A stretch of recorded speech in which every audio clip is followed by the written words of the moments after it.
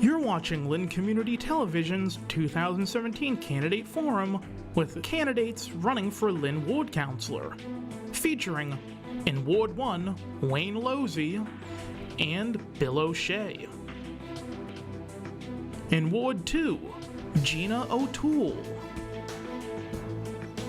and Rick Starvid. In Ward 3, Darren Sear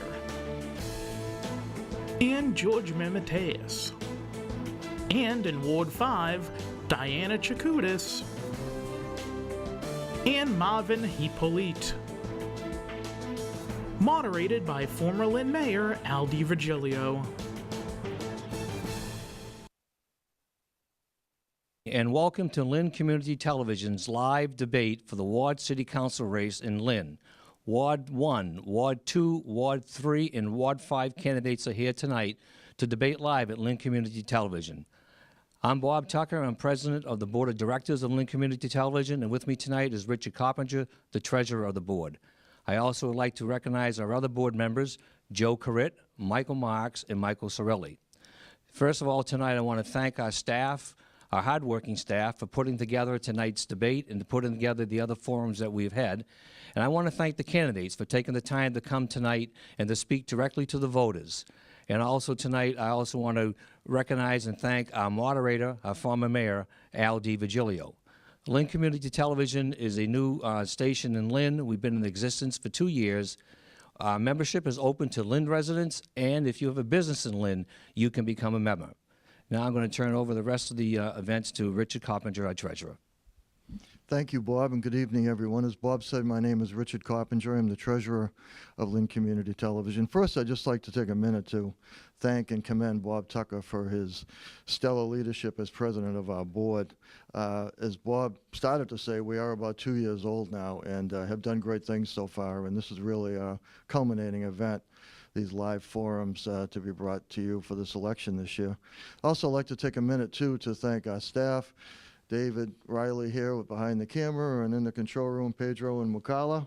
Thank you for that. And the volunteers or the assistants we got from Lynn Ed TV, greatly appreciated. You guys have been great for this. And of course, our timekeeper, Jack Suslak. Jack, you do so much for the community. We appreciate everything you do. And to the candidates, thank you all and good luck. Bob and I and Al are all former ward councilors. It's the hardest job in city government. Don't let anybody tell you anything different about that. Very difficult job. And I'm sure you're all going to do well, and good luck tonight with it. And I just want to remind you one last time, we have one more forum coming up. That's a week from tonight, Monday the 30th, 8 to 9 p.m. Is that correct, David? 8 to 9 p.m. That will be the mayoral forum between Mayor Kennedy and Senator McGee. So please don't forget that, 1 week from tonight. With that, I would turn things over to our moderator, our former colleague in government, Mayor Al DiVirgilio. Thank you, Richard. Thank you, Robert. Tonight, as we said, we're going to hear from the candidates running for ward councilor in the city of Lynn. I feel a little bit old tonight because I did serve with Wayne Losey's father, Bill O'Shea's dad, and Darren Sear's dad, and I'm still here. All right. I'm going to hear from a various number of topics tonight. We're aware there are no opening statements. We'll begin with the candidate closest to me and work around asking the questions and rotate for the first person each time. As we said before, the timekeeper, Jack Suslak, has a yellow warning card when there's 30 seconds left, red when it's 10 seconds, and if he starts waving at you, that means you got to shut up. Okay? And please try to keep an idea of where you are on time, but if you don't stop, I'll probably interrupt you at that particular point in time. At the end of the questioning, you'll each have a 90-second closing statement that you can make, and good luck to you all tonight in answering the questions. Okay. First question we're going to begin with tonight, we'll begin with the Councilor of Ward 1, present Councilor Wayne Losey. Kind of a general, it's an easy softball question, I call it, okay? How many city council meetings did you attend before you ran for office, and what made you wish to run for office or continue to run for office? Well, thank you, Mayor DiVirgilio and Lynn Cam, for putting this on. How many council meetings I attended? I couldn't put a number on it, but I would have to say less than 6. My father was a counselor, as you pointed out earlier, and I did attend a couple with him, and I attended a couple as a citizen. And I did serve on the Lynn Planning Board, Lynn Conservation Commission, and I probably popped in on a meeting or two during that tenure as well. Thank you. Very good. Bill? Your Honor. William O'Shea, Ward 1 My candidate. favorite council meeting that I attended involved the Lynn girls hockey team. We won a tournament, and more importantly, the girls in the middle of the tournament took time to go over to Mass General Hospital to visit one of the girls' brothers and cheer him up. So Councilor Trahant gave them a citation at the council, which I thought was remarkable and special. All the girls had a great time, and it was well deserved, and I appreciated what Billy Trahant did for us and for the girls. Luckily now, you don't actually have to go to the meetings. They are televised. I've watched numerous meetings on television, especially this last year. And in watching those meetings and seeing the issues that were coming before the council, that is what provoked me to run. Thank you. Thank you. Gina? Hi. I have attended a couple of council meetings before running. They were both for the schools. One of them was for the question 2 on the ballot, not to raise the cap for the charter schools. And we met with the people for the 2 new schools, the other council meeting I attended. I am running to be ward councilor to represent the ward and represent the constituents and be the voice for the ward, and to be able to bring a personal touch to, you know, between the ward and City Hall, and hopefully have a connection between the City Council and the Lynn School Committee. Thank you. Rick Sabid? Thank you, Mayor.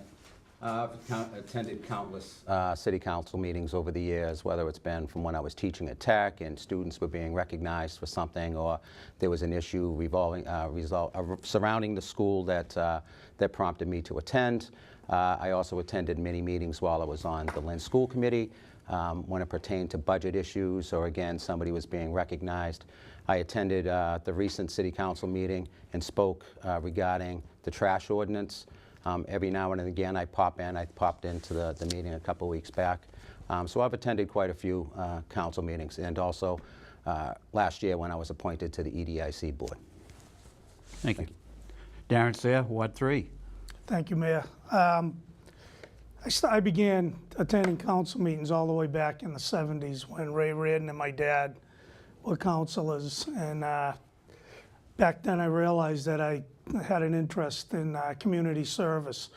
So throughout the years, I couldn't even put a number on it, but it's dozens of meetings. And the one that I attended last before I became councilor was when they were doing Manning Bowl over, where there were well over 500 people that attended the council meeting. So I've always had an interest in Lynn. I love Lynn, and that's what drove me to run for ward councilor. Thank you all. Thank you. Diana Chakutis, Ward 5. Thank you. I didn't attend too many. I watched most of them at home. Nowadays, you can just sit there and watch them. The reason I did run was Brendan stepped down, and it was an open seat, and a lot of my neighbors, constituents in Ward 5 asked me if I would do it. I was involved in numerous activities in the city, so I said I'd give it a shot. I enjoy doing it, helping the constituents out, and that's the reason I'm here. Excellent. Finally, last but not least, okay, Marvin E. Polite. Thank you. Well, I attended a few, especially from when I was a high school student, getting involved with part of the Solution Youth Group and coming back here as an adult. And the main reason why I decided to run is I think there are a lot of issues in the city that are not being addressed, a lot of people struggling, a lot of people worried about their futures, and I'm here to make sure that their voices and their issues are raised in the debate. Thank you. All right, second question. We'll begin this one with Bill O'Shea, candidate for Ward 1. What is your proudest accomplishment, whether it be in public life or professional life? My proudest accomplishment is raising two wonderful children, Emmett and Katie. I coach them both in softball and in hockey. We've made numerous friendships with families that have lasted a lifetime. They're both wonderful kids, and I love them dearly.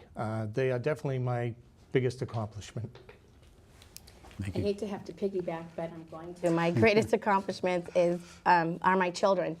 And I'm very proud that they're both grown into two marvelous adults. My son is a senior at UMass Lowell, and my daughter is a freshman at Franklin Pierce. And we are now empty nesters, and another great accomplishment, and I would like to see other Lynn residents to be able to do this, was buying our home. My husband and I will be celebrating our 25th anniversary in our home in Lynn's Fay Estate neighborhood. And to me, I think that's an amazing accomplishment, and being part of the Lynn Public Schools is an exciting accomplishment. And the things I do at Connery School with the children and the groups that we work with, we partner with Greater Boston Food Bank, and we partner with Cradles to Crayon, and my volunteerism in the city, and my commitment to my neighbors and friends and family. Very good. Thank you. Rick Starboard, candidate Ward 2. I'm proud of many of my accomplishments, both in business and in community service, but like the two before me, my proudest accomplishments are being a dad to my two daughters, Jess and Steph. I couldn't be more proud of the two young ladies that they've become through all their time in the Lynn school system, to going on to college and graduating college and moving away, one to Indiana and Michigan and the other to Ireland.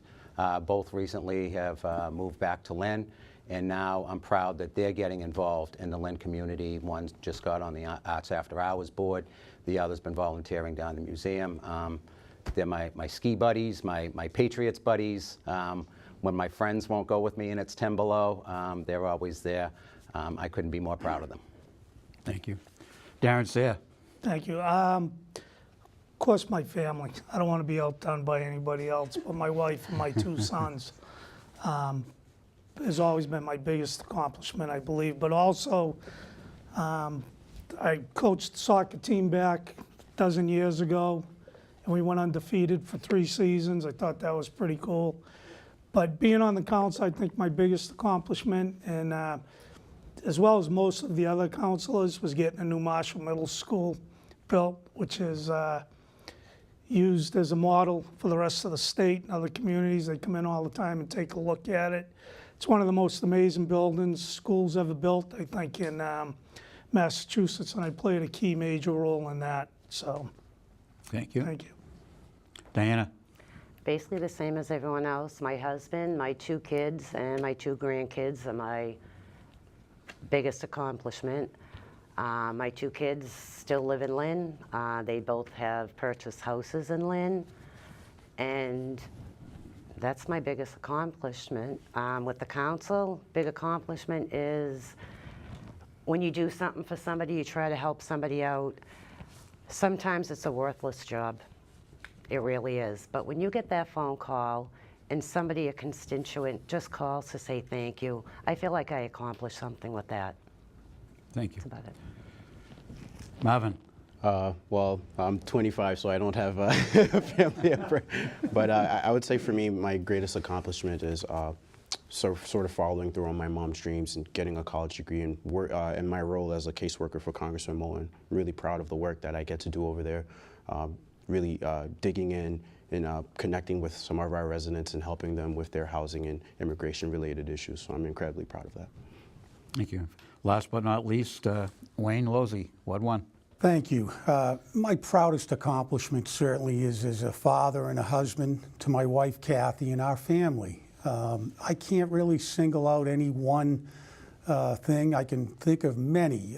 My son, Zachary, spending a couple of vacation weeks in Mexico building houses for poor families, and seeing their faces at the end of that week when we hand the keys over to them to their new home. He was a football player in Pop Warner. They were the first Pop Warner team in Lynn to vie for a national championship as Pop Warner, East Lynn Pop Warner. He's to this day, he's a good football player. He's playing for Framingham State, and we're very proud of him. My daughter Carmel, she sang it. Frazier Field, the baseball game. That was in front of it, seemed like 1,000 people. And very proud to see that. And yellow card. As a counselor, I'm most proud of probably having Gowdy Park fixed up. New tennis courts, new basketball court, new street hockey court, all done at no cost to the taxpayer. And that's what I pride myself on. So thank you. Okay. Next question. We'll begin this one with Gina. This one's going to get to be a little bit more tougher and controversial. As you're probably all aware, the city does have a structural deficit that you will be faced with when you take office in January. One of the things that you may have to consider is trash. Question basically initially is how do you help plan to tackle the issue of trash in the city? Your streets are relatively dirty at times, even though you have street cleaning and things of that sort. You did implement, I believe, or you were talking about implementing a tax rubbish fee for out-of-towners who own property in the city of Lynn, rental properties. With a structural deficit, you might have to consider a trash fee for all houses in order to maintain your police department and fire department. Did you have an opinion on how you're going to keep the city clean and what you might do as far as a trash fee? Is it in consideration? Okay. I'm pretty sure that there already is an existing city ordinance when it comes to people taking care of their properties and maintaining them and making sure they're clean. And there's a responsibility, I feel, for the homeowners and the property owners and the business owners to make sure that their grounds in front and around their properties are maintained and picked up. If it has to be a fee for trash removal to keep a level operating police department and an operating safe fire department, I would have to vote yes for a trash removal fee. It wouldn't be something that I would want to have to put on the homeowners, another tax. But in order to get to the funding that we need to have a police department fully functioning, which currently right now we are short close to 60 police officers on the street in the city of Lynn. We've lost the detective units. We lost the option to have the SROs in the high school.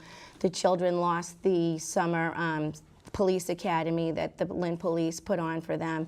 And in Lynn, we lost 2 fire stations in the last 15 years. We lost the station on Eastern Ave, which I had a meeting with Chief James McDonald about hopefully, bringing that back to the Fay Estate for its people. And he told me it would cost approximately $1.2 million to get that station up and running. And we also lost the fire station on Linfield Street in Lynn, and I would love to see that reopened too. We have to stop Thank you. Very good. Rick Starbutt. Thank you. We all know the city's facing a huge deficit, and what we're really facing is a revenue problem. We don't generate enough revenue, and I think that we need to be creative and entrepreneurial in how we come up with a plan to raise additional revenue. As far as keeping the streets clean, I agree with what the current council has done in soliciting businesses to get involved and create a partnership and to keep their areas clean. It's only good for business. We should also encourage homeowners to do the same. I was the only, I believe, candidate to speak in favor of the trash fee for non-owner occupied apartment dwellings. I believe that that property investors are in business, and like any other business such as my own, we pay for disposing of trash, and I don't believe that that the cost incurred to sustain those businesses should fall on the current residential taxpayers. I would like to explore every other avenue, trying to raise revenue in creative ways other than further burden our current homeowners and taxpayers in the city. We've already seen just over what they feared to be a couple $100 towards the new schools. They overwhelmingly rejected that. We need to be more creative in how we raise revenues in the city of Lynn. Darren Sayre, Ward 3. Thank you. The council has taken some really tough votes in the last 4 or 5 years in regards to revenue, and they have been pretty adamant with the meals tax. That's a perfect example that the council saw a need. We're bringing in roughly about $700,000 to $800,000 a year through that. That's new revenue that we weren't getting before. As for the trash fee, it is going to be a little bit of a burden on some people, but we're paying over $7 million a year to have our trash removed. And there are some people who take advantage of the amount of barrels they're putting out, the amount of trash they're putting out, and a lot of it's coming from multifamily houses. As Rick just said, a lot of these people own multifamily houses, numerous numbers of them, and the single family homeowners are paying for them, and they're making a living off of it, and a lot of them don't even live in the city. One of the other big ways that we can bring revenue in is through the Lynnway. I look at the Lynnway as the future development, future industry of the city of Lynn by creating jobs and a tax base that's going to help alleviate the people who have lived here for years. It's going to bring revenue in for the police, for the fire, and for our schools. Thank you. Thank you. Wish I had more time. You'll well, he'll another. We're going to have some time at the end, I think. Diana Chakoudas, Ward 5. Basically what Darren said, it's the revenue, the meals tax we have coming in. We have commercial properties paying the commercial tax rates.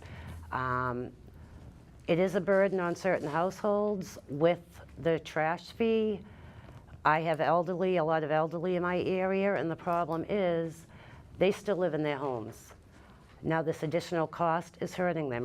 They're on a fixed income, and we need to do something. We can't have the elderly taking that extra burden, income taken off the top. If not, they're gonna stop buying some groceries.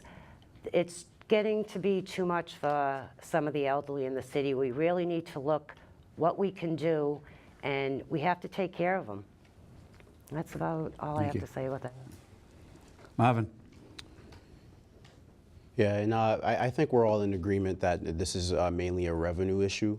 For me, as far as the trash fee, I would vote against that. I think, like a lot of us mentioned, property taxes are high, rents are high, the elderly cannot sustain it. And we also need to be creative in terms of how we get the revenue, whether it's working with new developments that come into town and finding a community benefits agreement to siphon some of those funds off to help raise revenue, or even getting a grant writer to work. I mean, we have Salem, Gloucester, all these towns who have grant writers and planning departments. We're the largest one in the North Shore. It's unacceptable that we don't have that.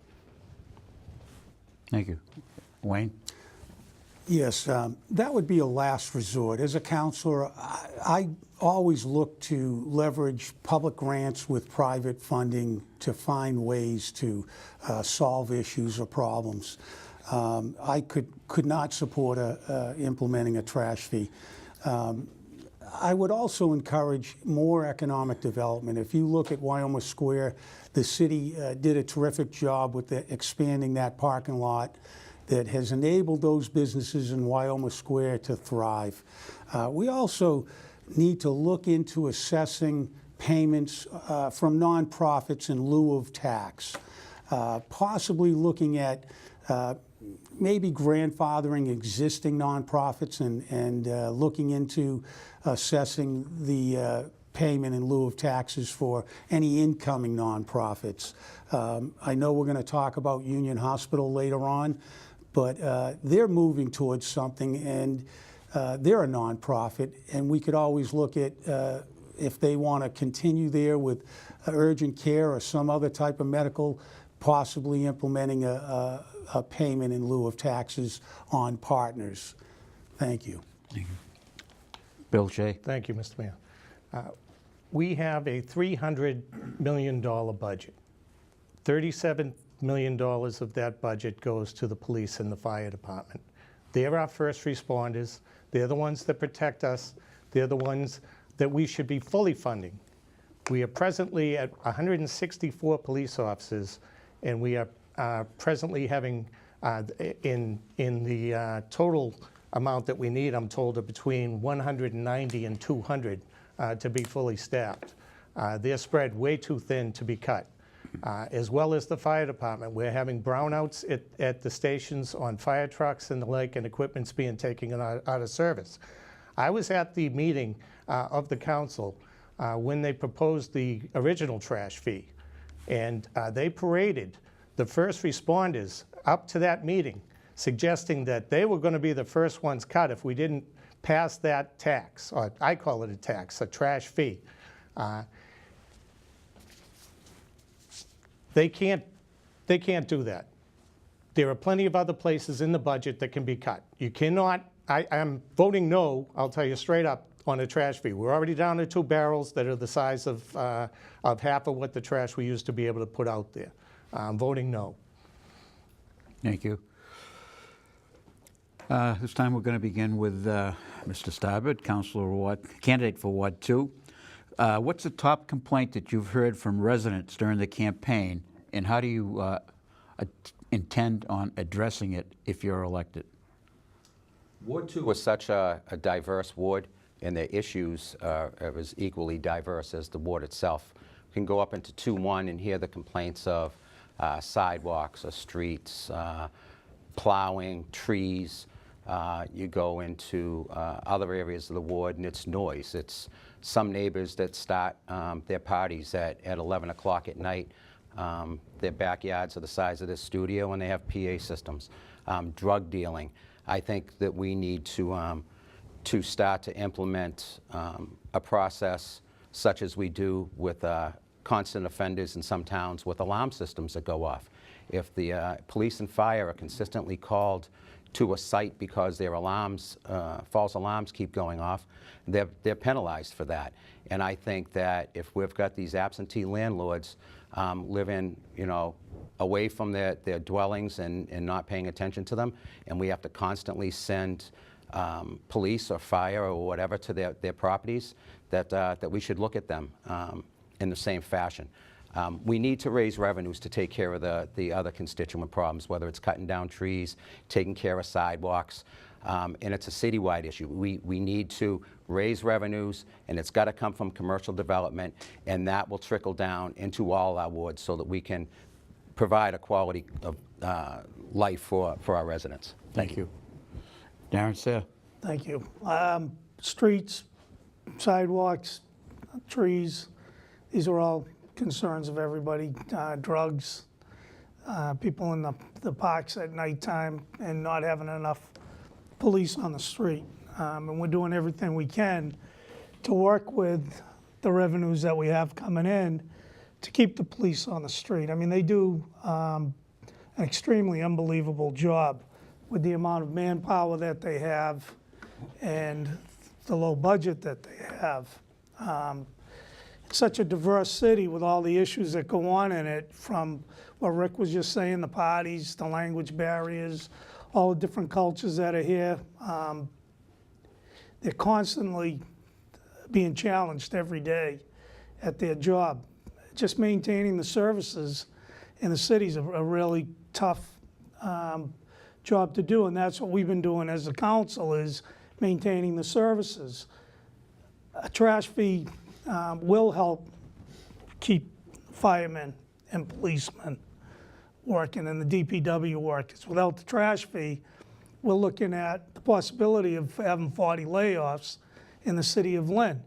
Now, you can't lay any firefighters off and you can't lay any teachers off. So those layoffs would come from the police department and come from DPW and City Hall. So, the reality of it is we are faced with a deficit, but we can't just sit here and say that, and I get it, I see the red thing there. Okay. Very good. Thank you. Next, Diana Jakutis, Ward 5. Piggybacking again, top complaints, streets, sidewalks, trees. A big issue is parking in the downtown area. We have a lot of condos, apartments coming in. The lots are full, parking passes are not available, so that is one big complaint. Sidewalks, trees. Another big complaint, and I'm sure the ward councilors that are here have had them. This weekend I probably got, not even exaggerating, 8 to 10 calls on turkeys. The turkeys are attacking people. They were attacking in my neighborhood, people walking down the streets. They went after kids on bikes. This is something we're looking maybe to bring up, either have animal control.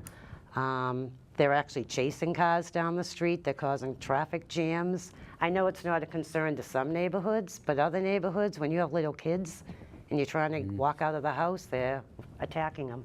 I see yellow, I'll stop. Well, you have 30 seconds more. That's all right. Okay. Basically, Good. Thank that's you. the concerns of everybody right now. All right, It's turkey. Marvin, candidate for Ward 5. Well, No turkey for Thanksgiving. Oh, they'll attack me.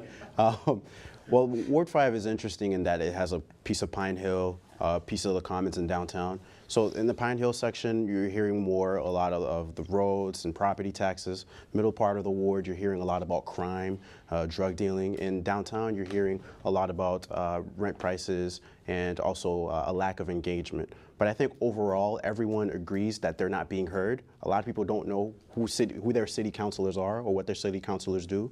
So for me, one of the things that I would like to do is create a constituent services team. So it wouldn't just necessarily be me, it'd be high school volunteers and people who live in the ward who are working together around the clock to solve some of our issues, and then also regular monthly rotating meetings in every part of the ward, so you know where to find me, because that has been a big concern for a lot of the people that I've spoken to in Ward 5. Okay, thank you. Wayne Lozzi? Thank you, Mayor. So much to cover on that. It's quality of life issues, it's infrastructure, it's public safety. I'd like to see the CLT officers return. I also would like to see less brownouts with the fire department. As a councilor, I respond to constituent requests and concerns with various action plans. For example, there was a lot of illegal dumping activity going on. I passed an ordinance. It went to a home rule petition. Lynn is unique in that we're allowed to fine up to $5,000 for illegal dumping. That's a tool that this city can use and prevent that. We had an example on Boston Street at the car wash where an individual left bags of trash in the rear and was caught on camera. She faced the possibility of paying a $5,000 fine. And anyone that does that would face that it's more than the statutory amount. The other thing is infrastructure. Wyoming Square was accomplished, $5.5 million. State has passed a bond for $3.3 million to pick up from there at Cowdrey all the way to Great Woods Road. All new streets, curbing, sidewalks, utilities, drainage. It's going to be nice. Gateway to the city. Thank you. Mr. O'Shea, William. Thank you, Mayor. Knocking doors and walking through Ward 1 these last several weeks, the main complaint was that the sidewalks and the streets are in complete disrepair. I fell over a lot of them as I was walking down there. I can tell you the other concern is Pickering Middle School is in terrible shape. It was bad when my kids went there. It's an atrocity now. I do have the Item Live article that you should read online. Ritterhouse spoke about the school, and it still has the original lockers from 102 years ago. Obviously, this is a budget problem.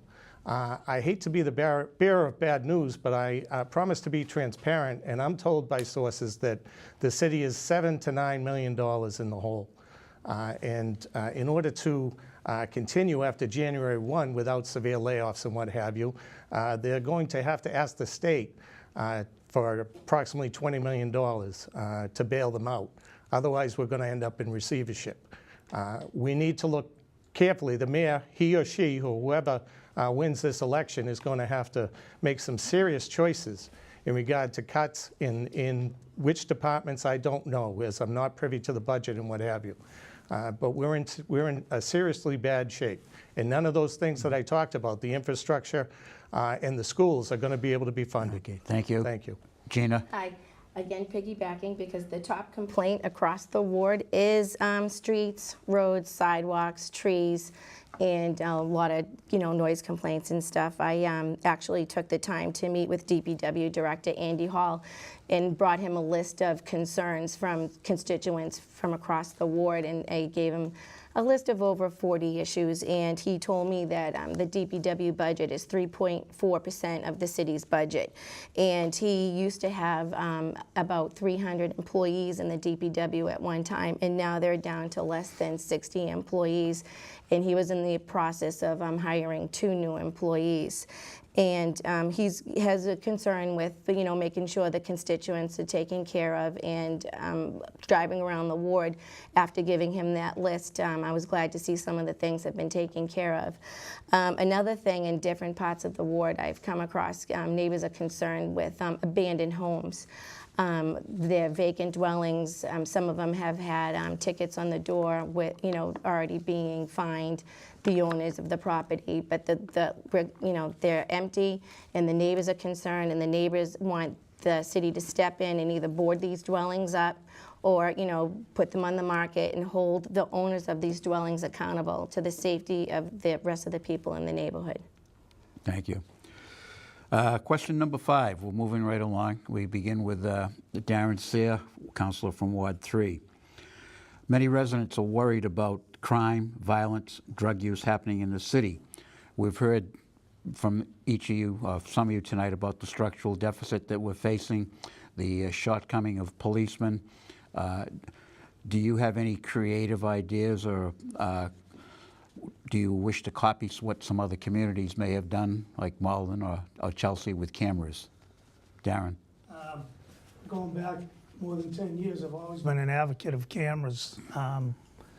I think they work unbelievably. And it's not just the police's responsibility to fight crime, it's all of our responsibility. When you see something, you got to say something. It's that simple.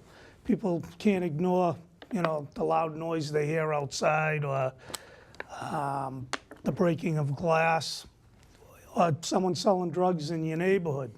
It's all of our concern. I'll give you a for instance as to how cameras can work. We had a situation on one of the little side streets off Lewis Street a few years ago where there was gang members living. And there was a family of 2 boys and a young couple, and then they reminded me of the Cleavers, but yet the woman who lived there was not going to put up with this in their neighborhood. So we got together with some of the other neighbors, and they all put cameras on their house. And they actually witnessed on cameras these gang members breaking the law. And one of them's in jail for 20 years in a federal prison because of what they did down there. But we all got to work together. Everybody does. I do believe in cameras. If you're not breaking the law, there shouldn't be an issue with having them in a neighborhood. Thank you. Thank you. Ward 5, Diana Chakutis. I believe in cameras. I personally have them on my house. I think some of the businesses maybe should get together. You can go to Costco or BJ's. You can get decent camera sets. If they combined it with the businesses next to each other, they could actually use it for a few businesses, and it'll cut the cost down for them. We also I have a neighborhood meeting once a month. Friends of Ward 5, I think they've been meeting now for about 20-something years. The last Monday of every month at the Lynn Police Station. They sit down with the officers, come in, they voice their concerns, they tell them what's going on in the neighborhood. We do it up in Pine Hill sometimes. I'm down at other condo associations. They'll have me over once a month or every 3 months. So it's the neighbors that have to watch out too, and they do. They report everything back. I have a list, give it to the police department. It's more people have to watch out for their surroundings to see what is going on, and that's how we're going to help with some of the crime. Okay, thank you. Marvin? Yeah, and again, this also goes back to the fact that we are in a deficit, so we're going to have to be creative. Some of the things we can look forward to doing is finding community-based solutions to work with police, like Diana mentioned. But we can also look at job training programs. That's a big deterrent for crime, like the E-Team Machinist program at Tech. We also really need to look at where a lot of the crime's happening. Like I myself, in my neighborhood in downtown, I walk there at night. A lot of people, unfortunately, are using at the MBTA garage. It's not very well lit. So we can look at encouraging a robust nightlife downtown, right? Putting some lights up to make people feel safe, to not only report crimes, but that itself, the hustle and bustle downtown, will be a deterrent towards crime. And lastly, in terms of drug use, this is something we can't arrest away. People are legitimately hurting. We need to sit down and build community committees and work with the police to find ways to connect individuals struggling with addiction to find the resources they need. Thank you. Councilor Lozzi. Many challenges. As we heard earlier, it's a revenue problem. We need to bring in revenues. As a councilor, I am moving the city forward to become a green community. Upon being designated as a green community, Lynn will receive $500,000. It's almost unrestricted aid. That's $500,000 we wouldn't have otherwise. So we need to move forward to become that green community. And as well as that, we would be eligible for $250,000 each year in grants for other building energy efficient projects. Someday we could move forward with LED lighting on our streetlights. That would save up to $1 million a year in our energy bill. We have to continue to move forward, finding innovative ways, leveraging state grants with private funding. I want to bring solar panels to Lynn Tech's high school roof. My family, we put up solar panels. They pay for themselves. It will help save money and bring us into the modern technology. Thank you. Thank you. Thank you. Bill O'Shea. Thank you, Mayor. Cameras are very effective. I am a criminal defense attorney. A lot of the cases that I have go to plea bargains quite quickly once we see that the crime was captured on tape. So I would say that they're effective. I would also, I would have a caveat in that there are civil liberties involved and personal privacy, so you'd have to be careful where you put them. There is no replacing police officers. I don't care what you say. Crime and violence in this city is curbed and corrected by police officers on the streets, in the schools, and in the communities. Right now we have about 6 cruisers protecting the entire city. That's completely inadequate. We have officers running double shifts and pulling overtime. We have an academy with nobody in it. We have 164 police officers, and we have an academy with no police officers training. It takes 10 months from the time they get into the academy until they're ready to be put on the street. This is something that needs to be addressed immediately. Thank you. Thank you. Gina O'Toole. Well, cameras are a good idea, and I agree with Bill about the civil liberties. We also have an opportunity to get shot detectors. Boston has them, and they are put in high crime rate neighborhoods. And having in another way to help the police out is to form community crime watch groups. And another issue that I'm concerned with is the drug use. This week, Lynn surpassed its previous annual overdose deaths of 50. They're on track to have 60 to 65 deaths in 2017. But it's not just an issue that's happening in Lynn, it's a regional issue. And a lot of we can do to prevent this is to have prevention and continue with anti-drug initiatives in the schools, and as well as initiatives that provide, positive outlets for youth, and then include weekly teen center and All-Star Project and Project Yes, which is after-school programs at Breed and Marshall Middle Schools. And we also have to work with the law enforcement. The City of Lynn, the budget cuts have greatly reduced the number of personnel that are assigned to this. And the Massachusetts State Police, who used to be assigned in Lynn from the Essex County DA's office, was removed some time ago. And Lynn Police must continue to coordinate with other state and federal law enforcement partners. I met with Chief Michael McGarry, and he right now is anticipating a COPS grant to come into the city to replace the 9 police officers that have retired in this past year. Okay. So the 9 new police officers that are coming aren't additional police officers. I have to stop you. So, sorry. Rick Staubach. This is an all-encompassing question. I think we could all take 5 minutes on it. Yep. Public safety, the police department, as Mrs. O'Toole just said, the number of officers they're losing, never mind being down, but what they've lost through attrition. We need to call for that list immediately and get people in the pipeline to get them through the academy. We just have no choice. We need to work with existing crime watch groups and create them in neighborhoods where they don't exist. Councilor Lozzi just touched on it. I touched on it last week, the Revere Next Door program. I'm on the Oak Island Revere network where you communicate with neighbors and see what's going on. Everybody gives each other a heads up. We got to get crime watches back and established in all our neighborhoods. As far as cameras, we had a pretty robust discussion at our government affairs meeting at the Lynn Chamber last month regarding cameras.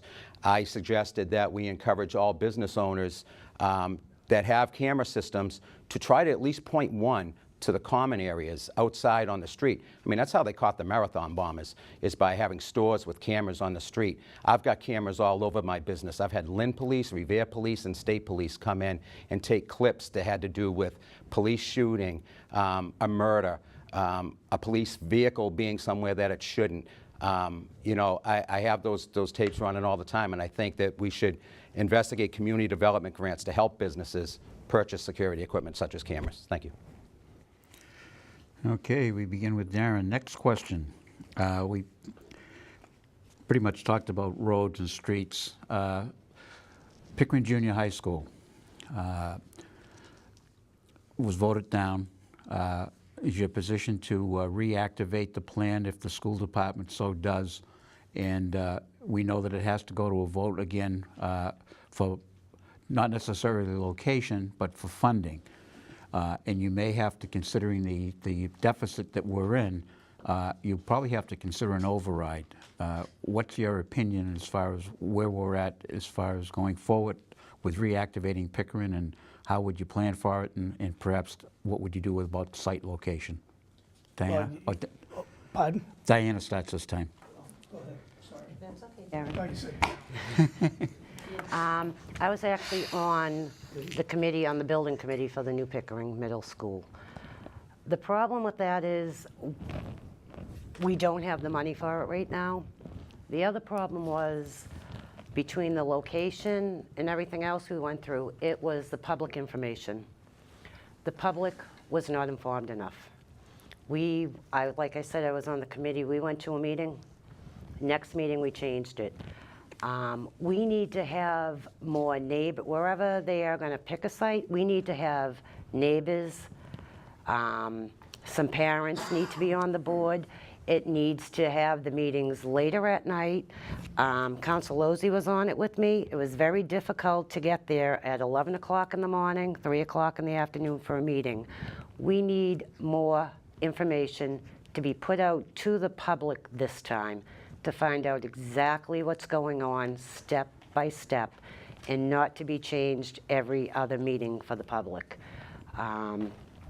We do need a new school, but with the shape the city is in right now, I don't know how we're going to do it. I hope we can, but it'll be very interesting. Thank you. Okay, Marvin? Yeah, for me, I mean, obviously Lynn is growing. And we do need schools to accommodate that growth. But I think, like Diana was mentioning, the public definitely didn't have enough information. A lot of our residents in the Pie Hill section of Ward 5 mentioned this. It seemed as though the city tried to sort of steamroll a decision through without speaking with the public first. And again, we should really focus more on maintaining what we already have so that we're not forced to push decisions that really are divisive at the end of the day. So again, for me, it would be getting enough public buy-in and maintaining what we already have and trying to expand that, while also focusing on bringing revenue by working with new developments and grant writers. Thank you. Wayne. Whatever the reason for the failure of the two schools may have been, we need a clear and transparent process that everybody feels involved as stakeholders, as residents in Lynn. We also need to get back into the queue with the MSBA for a feasibility study. That's the first step. We have to get going with, because these things aren't done quickly or in a vacuum. It takes time. So we need to get moving and get into the queue for state grants and feasibility study with a clear and transparent process. Lynn is becoming overcrowded, and we're burdened with our net school spending formula. I think that there should be an adjustment to that. Lynn, it seems very unfair, and Lynn has to have relief, and I think the state needs to adjust its formula so that the city's public schools are properly funded. Thank you. Bill O'Shea. Thank you, Mayor. There's no question that we need a new Pickering Middle School. This building is falling apart. It has been for years. It has a leaky roof presently, which is causing poor air quality in the building. I think you have to look at this question in two ways. What can we do immediately? Obviously, we need to make repairs to make it clean and safe and healthy as a building while we research the possibility of building a new school. And it shouldn't be a possibility. It has to be done. But the timeline on that is going to depend on what we can do in rectifying the budgetary issues that are plaguing the city of Lynn here. I'm meeting tomorrow night with several of the union members of the teachers union and concerned parents. I would like to have them start a committee where we could have open discussions within the community and invite parents of students at Pickering as well as teachers and administrators to be part of the process. After that, we can invite all of the neighboring parts of the community in Ward 1 and the rest of the city. If we're upfront and transparent about what we're doing, I think we can get all the people on board. And even if we can't rectify the budget, I think if we bring it to the constituents at some point, they may consider a 2.5 override for a new school. It's that much needed. Thank you. Gina? Yes, we do need new buildings, not just because of disrepair, but the need for space. The Massachusetts School Building Authority gave us the project, and they renamed it the Pickering Project, and they changed the original application that the city submitted. We submitted it just to replace the Pickering Middle School. Once they looked at our numbers and saw the need for an additional middle school, they were requiring the city to build a 1,600-seat middle school, which would have, Lynn would have had the largest middle school in the entire state of Massachusetts. So instead of building one monster middle school, that's where the two new schools came up, and we would need to build, and we do need to build, an additional middle school in West Lynn to alleviate the overcrowding in Breed, and there's already overcrowding in Marshall. And the Pickering Project became the two new school project, and walking across the ward and talking to constituents, I found that there were many factors in why voters no. And the main reason was the lack of transparency on the city's part. Voters felt that they weren't transparent enough in the decision making and in the planning process. Another one was the property tax increase, and then another question of who owned the land. Was it cemetery land? Was it Lynn Woods? And another issue was the traffic concerns along Parkland Ave and Wyoma Square. And another big issue, and it upset a lot of people, is the eminent domain issue that people were going to be losing their homes. In the maintenance of the buildings, it's because we have been, our local 1736 has been decimated, and they are in charge of maintaining buildings. Thank you. Mr. Starboard, Rick? When I was on the school committee, as Darren can attest to, we did the Marshall School. And that was well communicated throughout that whole neighborhood. Councilor Sear, Charlie Gallo, Dan Cahill, Buzzy Barton walked those neighborhoods, door knocked those neighborhoods, and had those residents on board before we even put that proposal through. We ran a great campaign. I handled the social media, big donor to it, and we got 80% approval on that. I think that this project was poorly communicated from the onset. I agree, both my kids went to Pickering Middle School. It is a disaster. I brought the Lieutenant Governor through there a couple of years back, and she was appalled.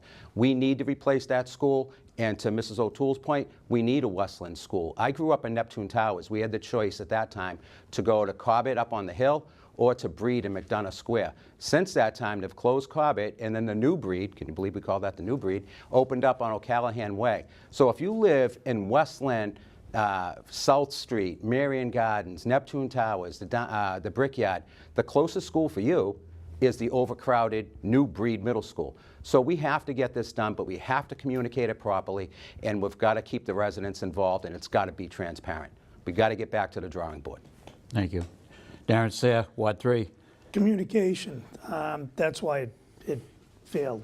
The city didn't communicate to everybody the importance of it. Lynn is the third largest school district in the state. We have over 17,000 kids that go into our system each year. And most of our schools are 80+ years old. When we did Marshall, as Rick was saying, we ran it as a campaign. We literally went out and we door knocked on everybody's door in that neighborhood. We actually brought the state in, and we got a bus for the day and took them for a tour, not just of the area where the school was going to be put, but of the entire, that side of the city, to show everybody the state, how densely populated it was. It's going to cost us $200 million. The state is telling us that we have to build the 2 schools, as Gina said. It's not that we want to do it, it's that we have to do it. And they've been saying all the way back to the 1920s that we needed a middle school in West Lynn, and we've never put one over there. Now, our kids don't deserve this. I've been stating that for the last year. When I got involved in this about 7 or 8 months ago, about 2 months before they actually had the election, we got to find a way to do it. It's not going to be a 2.5 override. It's the money that the people vote to agree to pay, the $200 a year, strictly goes to the schools for the entire period of the mortgage, which would be 20 years. Thank you. Okay. Next question. We're going to begin with Marvin. The question is going to we want you to discuss the PFM report that was done in April, which points out very simply that the city has a structural deficit of approximately $7 to $8 million, which has been mentioned here tonight, that must be taken care of when you assume office, if not sooner. And that report also talked about a 5-year budget, and it also talked about a capital budget. What are your thoughts and feelings, and how would you implement it, if you would implement it? I believe the mayor said it was not worth the paper it was written on. So what direction would you go in? I mean, the deficit itself is incredibly tricky. Again, I think this comes back full circle. We really need to focus on economic development, right? Lynn is definitely on the rise. We're going to have to take advantage of some of the development coming from Boston, but we want to make sure that the people who live in Lynn also get to benefit from it. I know there's a huge focus on market rate housing to make up that revenue, but we need to look at a mixture of job training, inclusionary zoning, and having businesses invest in the city, right? If you're going to set up your business here, we want you to be a part of the community. So we need to really focus on getting the public more involved and making sure that we have a clear understanding of our budget, because a lot of people mentioned that they certainly do not. And we also really need to be creative in how we're making sure that these funds are benefiting the city. And the only way we're going to do that is if we're transparent and the people are involved every step of the way. Thank you. Wayne Losey, Councilor Ward 1. We will get through this. The City Council has partially closed the budget gap by adopting a trash fee for commercial property and out-of-town multifamily homes. The council also imposed a local meals tax, which I didn't support at the time, but it will go towards closing the gap as well. As councilor, I will continue to encourage economic development and growth in the city. We need revenues. Wyoming Square is a good example of thriving businesses, and just in the last decade, how much it's grown. There are many pockets of Lynn that we need to work this out. We've worked with the zoning on Boston Street. That Boston Street corridor is also on the up and coming. We need to continue to apply for grants. We need to leverage grants, private investment to reduce the burden on taxpayers. We need to look into what I mentioned earlier about assessing payments for nonprofits in lieu of tax payment. That's a possibility. Looking into grandfathering existing nonprofits, and any new nonprofits, we could assess that payment in lieu of a tax. Thank you. Thank you. Mr. O'Shea, William O'Shea. Thank you, Mr. Mayor. The PFMR report is real. It does show a deficit of $7 to $9 million. That's not just going to evaporate. We're going to have to do a lot of things. And when I say we, it starts with the top. It starts with the mayor. He or she is going to have to make a comprehensive accounting of each and every department. She or he is going to have to make consolidations, cuts, possibly implement furloughs and the like to get through this. I agree that we will get through this, and that the key to going forward is to having grants. Perhaps we can get grant writers who will write grants on a percentage rather than hiring them and paying them. A planning department is a good idea. However, we don't have the funds for that at this particular time, but some of the people in City Hall should be able to do what a planning department does. The powers that I know have told me about Market Basket. Market Basket was just built and is a wonderful thing, but it was given a TIF, and a TIF is a tax incentive, okay? It was given a TIF that it doesn't pay any taxes at all this year, and as of next year, it pays 5% of its tax load, and then it goes up 5% every year thereafter. So we're talking about 20 years before we get the full tax benefit out of that. And I'm told that the other 7 properties and improvements in the city have also gotten tips. Thank you. Thank you. Gina O'Toole, Ward 2.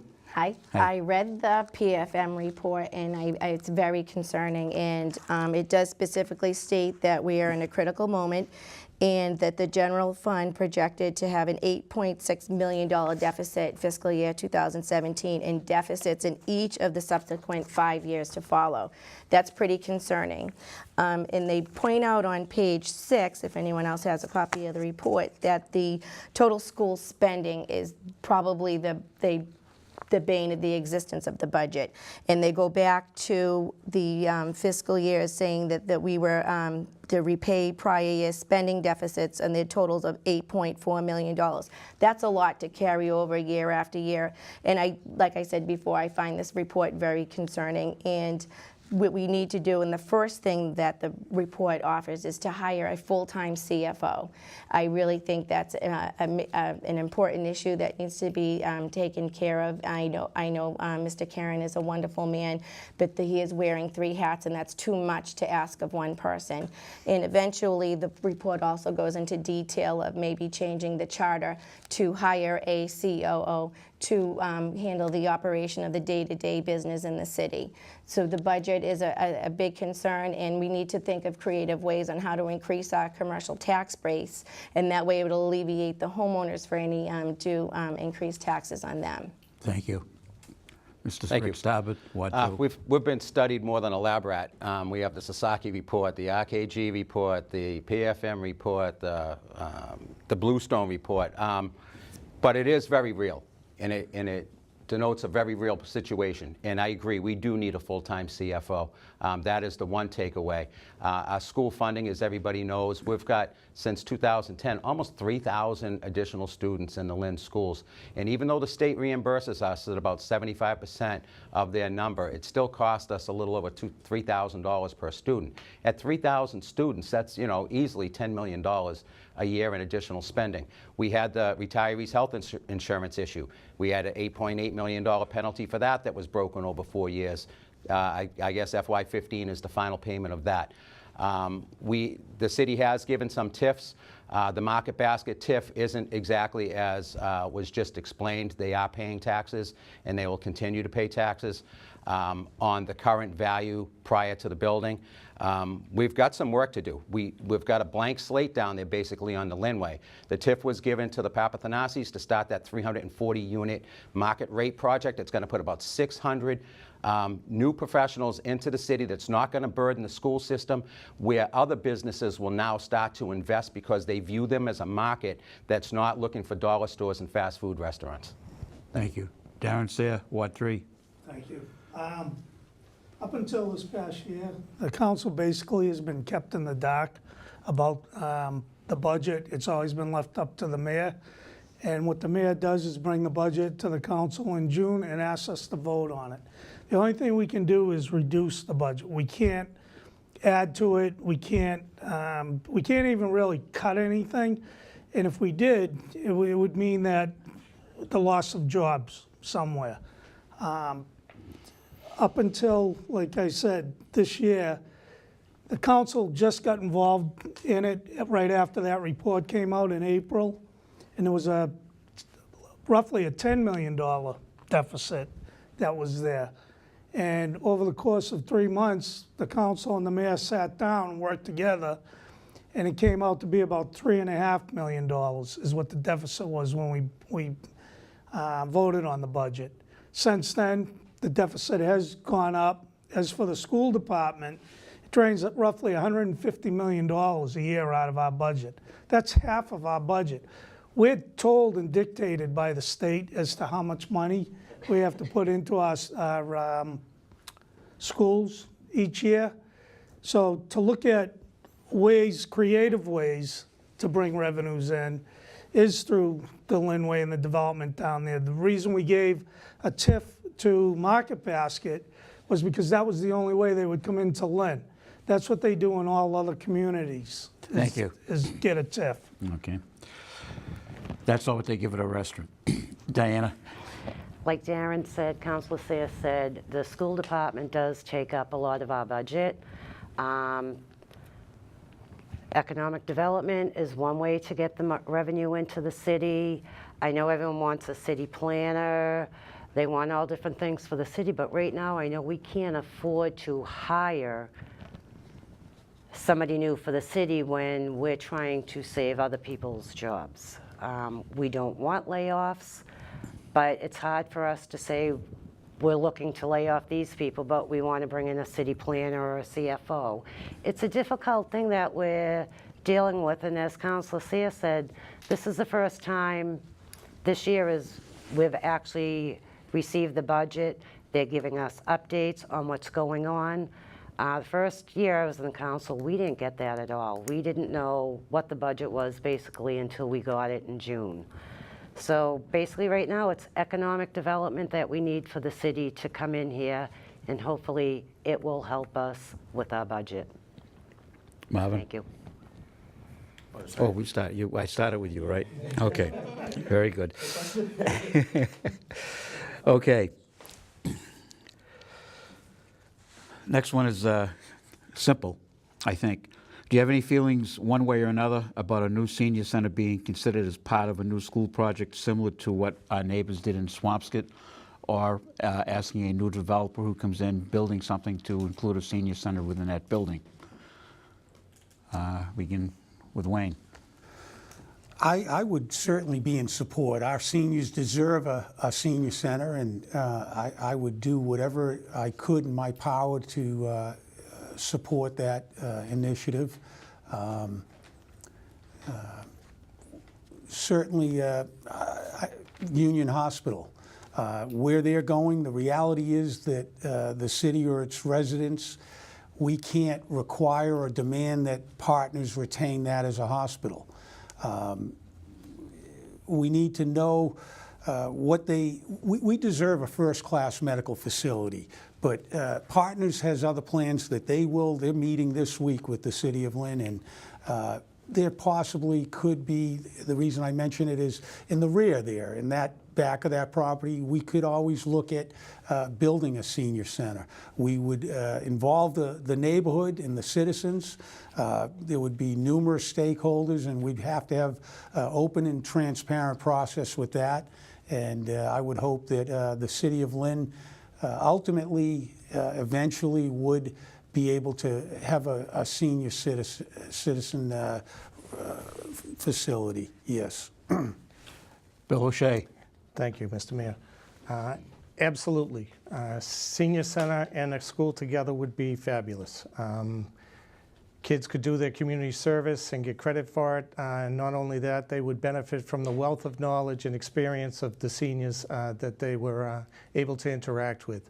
The seniors would benefit from it too, having the vibrance of youth around them, having someone to talk to and interact with. I think it's a win-win situation in all stages, and I would be completely in favor of it. Gina. Thank you, Mr. Mayor. Absolutely, I'm in favor too. If you can build a senior center along with the new school, the senior center and school project, just like Swampscott High has. My father-in-law enjoys it greatly. He's learning to play cribbage, and he has a cribbage team, and it's a wonderful thing. And especially if you have the developer pay for it, have it tied into the project, that would be absolutely fantastic. So I would be on board with that. Okay. Rick Sabat. I would be in favor as well. If it was part of a school project and all, and it was also approved by the MSBA. But maybe there's some other creative ways to go about it as well. And that's really what we need to do, is think of things creatively.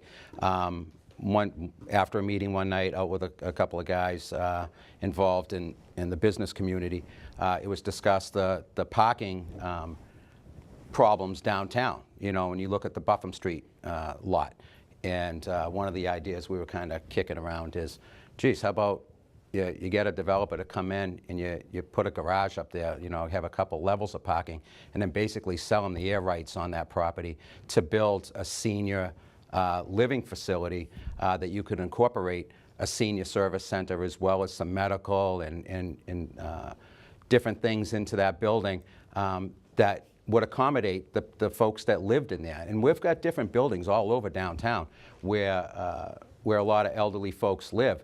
And maybe we could consolidate them into this one senior facility and open up those other buildings for other types of development. I think we have a lot of seniors downtown. You never see them walking around downtown.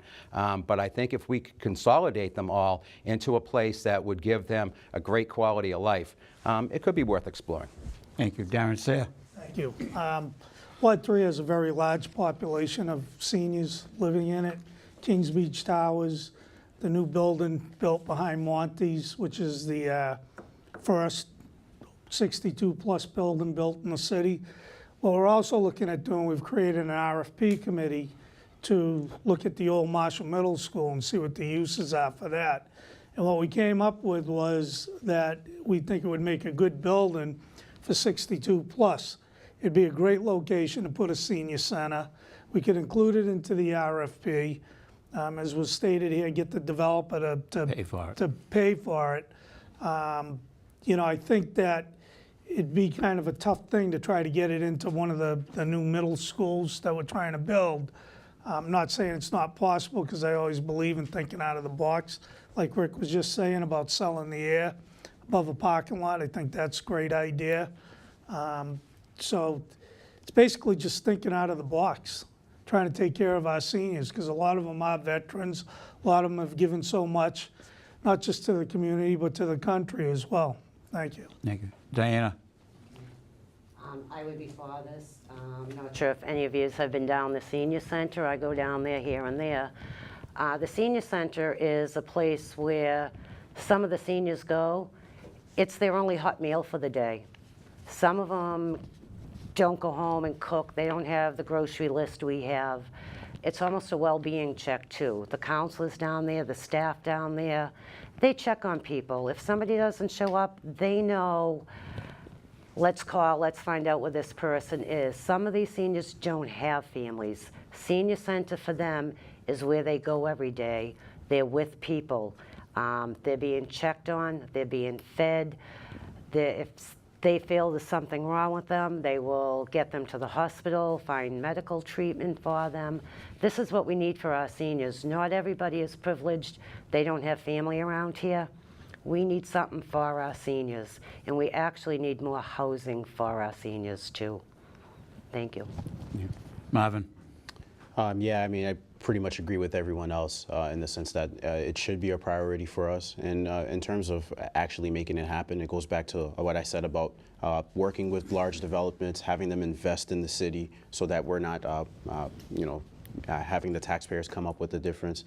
And then I'd also encourage, especially some of the other councilors, to really explore having this constituent services team. When I speak with a lot of the seniors in the downtown apartments, they do mention that aside from the senior center, that they do have specific issues that they're not necessarily being catered to. And I think having or encouraging some of the seniors to get involved with your staff, or if you decide to build a staff, will be a great first step towards actually engaging the seniors to advocate for building a senior center. And we started with Wayne, so we're going to switch over now to Mr. O'Shea, William O'Shea, candidate for Ward 1. Earlier in the questions and answers, you've all mentioned about how diverse your constituency is in each ward. You have many different cultures involved in each ward.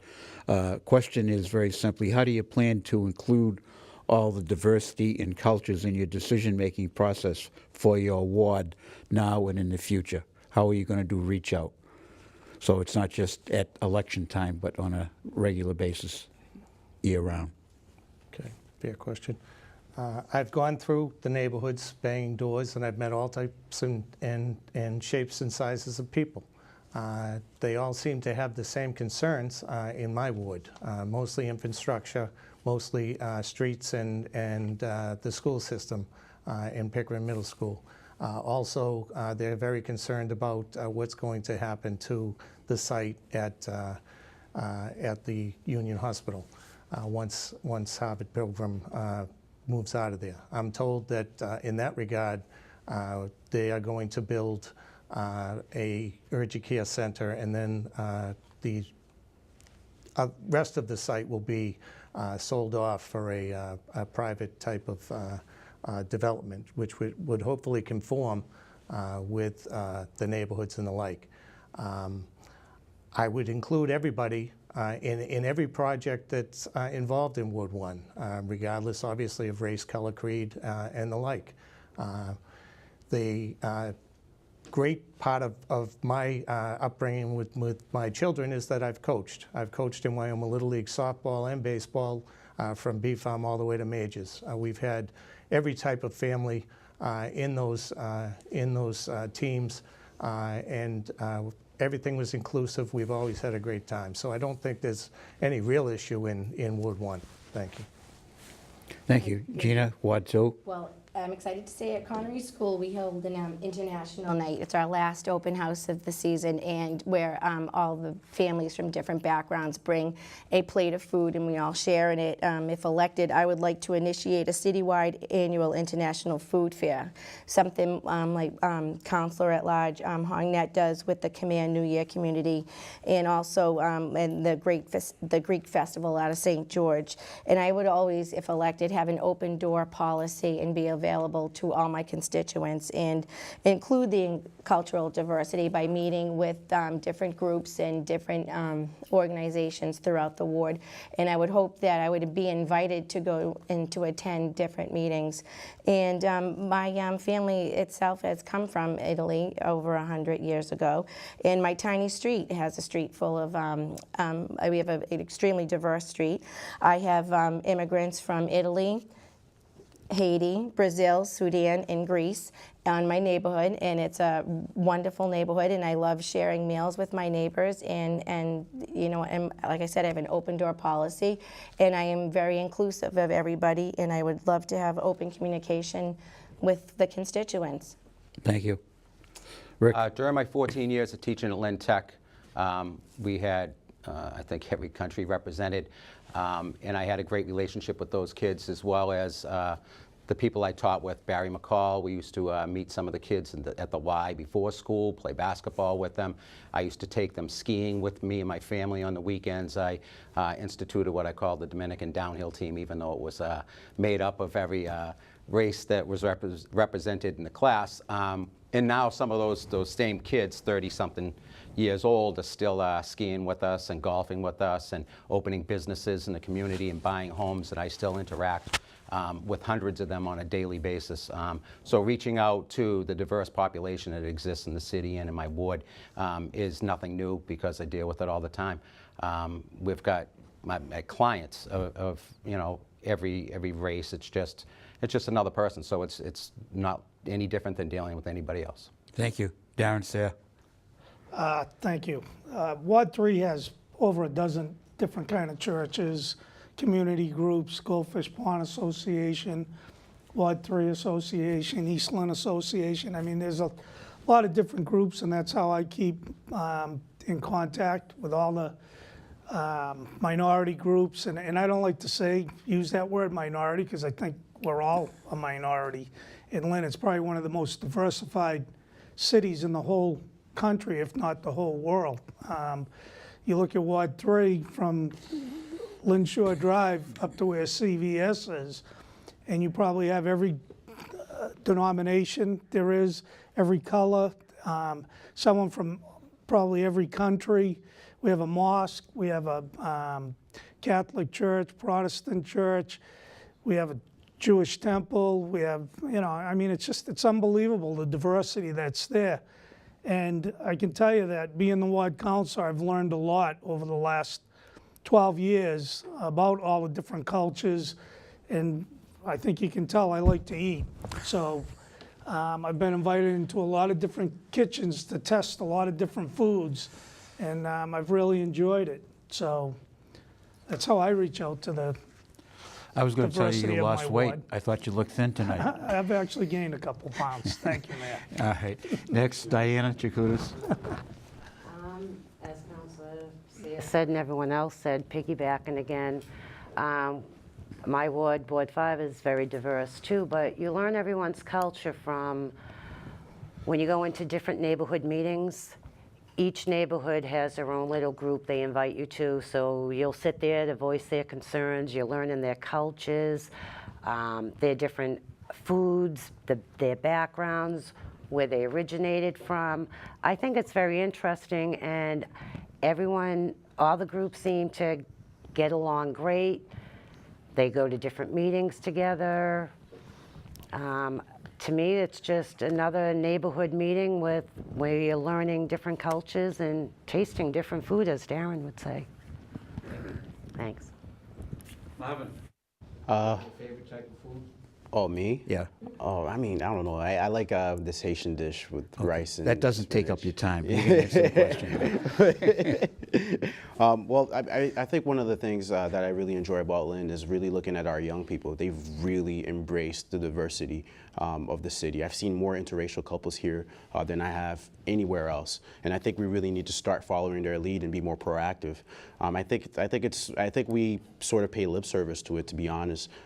We pay lip service to our diversity, but we don't get our different cultures civically engaged. And that's something I've done with Neighbor to Neighbor, with a lot of the grassroots organizations, whether it's Spanish, Haitian Creole, French, Russian. We really need to get our immigrant populations more civically engaged. We can't expect them to go up to City Hall. We need to go up to them. And that works for the city in the long run, because guess what? If everybody's on board, the streets are clean, everybody's gonna be able, I mean, you could advance any sort of policy issue that you want, but until we get that, we're just paying lip service. We need to be more proactive, get out there, make sure everybody has a stake in the community and is involved in it. Thank you. Wayne? Yes, I think I'm pleased to see that we all agree on the diversity of Lynn, and Lynn has historically been a diverse community, and all residents should feel at home, welcomed. We do have a lot of cultural festivals in the city, ranging from the Greek fair to the Cambodian festivals to the Italian and other cultural festivals. So there's really, I don't want to beat a dead horse over it, but I think we heard some good things about where Lynn is at and what we consist of, and we need to continue to encourage that as well. Thank you. Thank you. Did I begin with you, Bill? You did. Okay. Next question. Okay. Lynn has a two-tier tax rate. There is such a thing as a three-tier tax rate. Whether you are familiar or not, Boston has a three-tier tax rate, and so do a few other communities in the state. The three-tier tax rate is one for business, okay, one for homeowners, and one for rental properties, which are non-owner occupied. You cannot increase the 2.5%, but what you can do is reallocate the tax burden from the homeowner to the landlord, absentee landlord who uses the rental property as a business to make money. Would you consider that three-tier tax rate in lieu of, say, I know you said you may not want to do a trash fee or something else, and I wouldn't hold anybody to that until they actually see the fiscal condition of the city later on. But this might be an alternative. I don't know if any of you are really familiar with it, but this does exist. Is that something you might consider for the city of Lynn? Gina. Thank you, Mayor. Absolutely. This is an idea that I've kicked around before and trying to solve the city's, financial crisis. And one of the ideas that I thought it would be too high to go right to the commercial tax rate for non-owner occupied dwellings and buildings that are used for, like, income properties, I should just say. And this is a better solution because our personal property tax rate is about $15 per 1,000 square feet, and the commercial tax rate is close to $32. So if there was a happy medium in between for commercial properties, absolutely, I would be on board with that 100%. I would as well. Rick. I actually brought this up to Peter Karen during a school committee meeting years ago. We were talking about budget issues, and I had said that we should be charging non-owner occupied building owners a higher fee because they are running a business. Just as I said the night that I went down to City Hall and spoke about the proposed trash fee for non-owner occupieds. We have to be competitive. We have to be competitive in our residential tax rate. We have to be competitive in our commercial tax rate. I said a couple of years back, my own property in Revere, if I just moved that 1 mile up the street to the Lynn side, it would cost me another $8,000 a year in property taxes. That's not competitive. And if we need to attract businesses and we need to maintain a quality of life in Lynn, we have to be competitive. And if we've got people running a business, because they are running a business, but they get to enjoy the residential tax rate, I think that is something we should be looking at. Thank you. Darren Sayre. I agree. I do think that you'd have to pick buildings that have probably 3 or more units in it. I don't think it would be fair to... It would be at the discretion of the council. Yeah, so we've talked about this in the past, and obviously after this election, we're going to have to sit down and have some very serious, candid conversations with the council, the mayor, the CFO. I do think that the CFO should be a full-time job and take a look at it. But whatever way we can to get out of this mess that we're in. And for so many years, a lot of these absentee landlords have just used this city for all of its services. They don't maintain their properties, some of them, and they put tenants in those buildings that cause all kinds of problems. So they should have to pay if they're using it as a business. Thank you. Diana? Thank you. Actually, listening to it, it sounds like a great idea. It's something I think I would want to sit down and look into it a little more.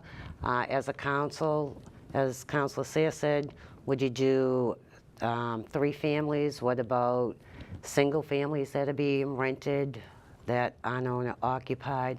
Something we really need to look into, and if it can bring some more revenue to the city, I think it's something we really need to try. Darren?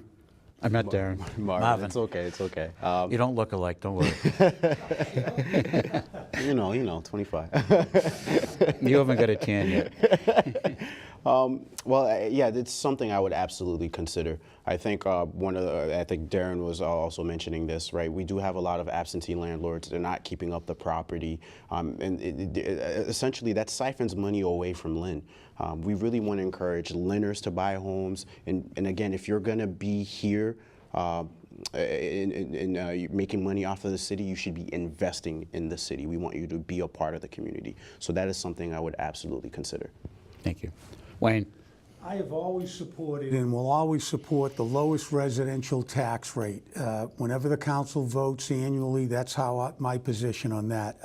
I'm a bit leery on any additional new tax, whether it's a third tax fee on, I think what was described as a passive income. That's something that the federal and the state government already do. They tax that passive income. The problem is it could drive up rents and living costs. I think one thing that was touched on is the CFO. I think, sure, it would be nice to have a full-time CFO, but that's another position that we're hiring. I think we also should look at, better yet, revising the CFO's titles, giving the CFO more responsibility, that stronger ability to monitor, advise, and cut waste and inefficiency from departments to realize savings. The council needs to work with a mayor who will appoint the next CFO, and we need to make sure that they're qualified and empowered with the CFO power and responsibilities to help the city get back into fiscal control. Thank you. Bill O'Shea? Thank you. I would be in favor of that with the limitation that it be for non-owner occupied. I think you have to look at the municipalities in Massachusetts. There are 351 of them. There are only 28 of those with a tax rate commercially over $30. Lynn is $32 per thousand, which is very, very high. I share Mr. Starbitt's concern. As a small business owner, we had a condo on Seaport Landing. The taxes were astronomical for a small law practice. I think I would even think of expanding that to small businesses under a certain amount of money in their properties and what have you. The tax rate on the residential in Lynn is $16. Again, it's high. If you look at the surrounding communities, Lynnfield has $18 on the commercial and $14.50 residential. Peabody has $24 commercial, $12 residential. We are one of the highest municipal taxes in the state of Massachusetts. And I think that has to be seriously looked at if we're going to try and get some more businesses to come in and do business here. Because just as Mr. Starbitt said, he can have his business 2 miles down the street for $8,000 or $9,000 less. And that's hard for us to attract businesses in this community. Thank you. Did I begin with you? Yes. I did. Okay. Last question. Last but not least. Okay. And then you'll have your closing statement afterwards. All right. We've talked about increasing revenue. You've all in somewhat talked about this in your presentation tonight, so you can perhaps summarize some of the things that you discussed. The question that we were going to talk about was market basket, apartments on the waterfront. New restaurants have opened up in the past year and are planned to be opening up, and you've talked about those being a source of new revenue that might help with a structural deficit that we currently have. What would you do as a councilor to encourage further development, reaching out to people, or to encourage the mayor or help the Economic Development Office or the mayor to attract and bring in new business into the community. Ala will say you just had a thing about Amazon, which might have been a great opportunity if knowing that you might not get it, but to sell the city of Lynn. And I noticed, like when I read the Globe, they mentioned all the other cities in Lynn, out in Massachusetts that have put a letter in, but there was no mention of the fact that Lynn put a letter in.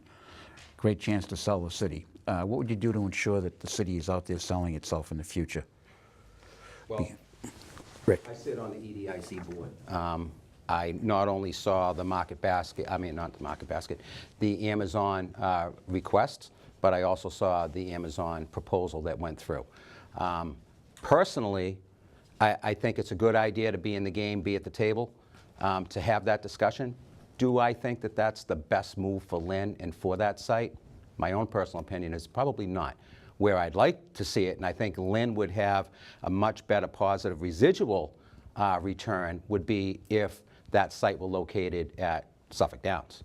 I think from, the knockoff from 50,000 people going to that site, many of them traveling through Lynn, because we do in this area meet their requirements. I mean, we've got everybody from, the very basic entry-level employee up to CEOs within, a 5-mile radius. So this is a perfect site.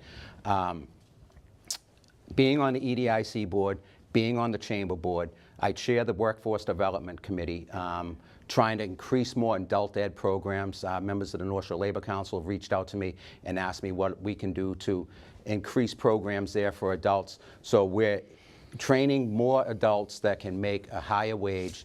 We're attracting businesses in. I deal with these people all the time. I'm friends with many of the commercial property owners on the Lynnway. We just need to elect the right people to communicate with them. Thank you. Darren?